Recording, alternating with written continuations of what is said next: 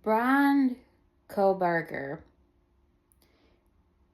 has been saying that the inmates are harassing him through the vents. Now, my thing is, I wonder if they're harassing him or if at first were they just trying to talk to him and he comes off as very, I'm smarter than everybody, and he comes off as just very stuck up, and maybe that's why they're picking at him now. Because he definitely seems like that type that he thinks he's smarter than everybody, and he thinks he's probably the smartest one in the room, and that's going to be a problem for him. And so now the inmates probably don't like him for the fact they're probably trying to talk to him, and they realize how he is. But the sad thing is when he says they're harassing him, he brutally murdered 4 young college students that had their whole lives ahead of them. And then, not just that, because of him, 2 other young women probably have survival's guilt. I feel like he's a type, he just doesn't get it. And clearly, he had to know what he was doing was wrong, for the fact that when he kept driving around the house, leaving and coming back to me, he was debating with himself if he should do it or not.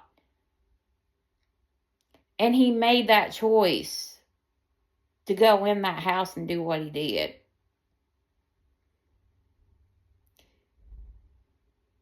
He hurt so many lives that day.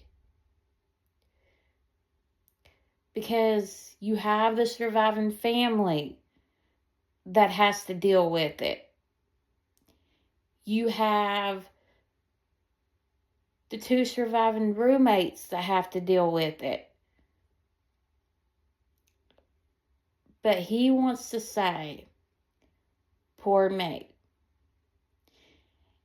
And I understand that I can feel sympathy for someone who may be going through something. But you see, a therapist, when you take it upon yourself to hurt somebody else, that's when you become a monster. Because when we think of monsters, we think of what we're told as a kid. Monsters that live in our closets or under the bed. And the truth is, there are real monsters. But they look like me and you, and they don't have fangs. And they don't always look scary. And sometimes they can actually fit in with society.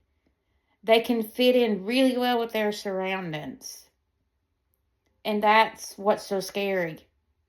Is that you can't look at somebody and tell when they're evil or when they have bad intentions. But for Bryan Kohberger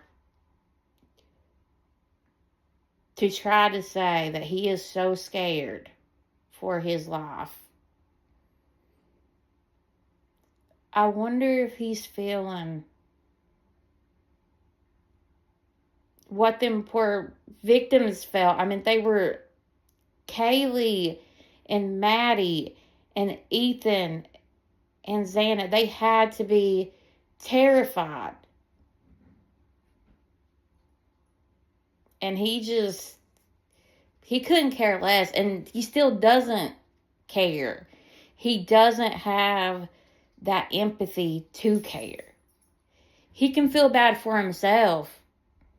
He can feel bad that he's in prison, but he can't feel bad for them. Only when something hurts him does he care.